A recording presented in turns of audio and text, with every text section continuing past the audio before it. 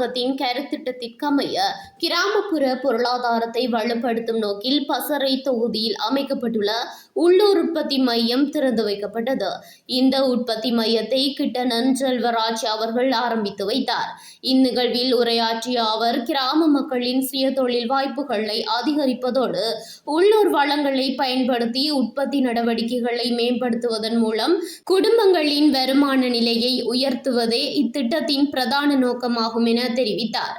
மேலும் இந்த உற்பத்தி மையம் ஊடாக சிறு மற்றும் நடுத்தர தொழில் முயற்சியாளர்களுக்கு தேவையான பயிற்சிகள், தொழில்நுட்ப ஆதரவு மற்றும் சந்தைப்படுத்தல் வசதிகள் வழங்கப்பட உள்ளதுடன் இளைஞர்கள் மற்றும் பெண்களின் தொழில் முனைவு திறனை ஊக்குவிக்கும் மையமாகவும் இது செயல்படும் எனவும் குறிப்பிட்டார்.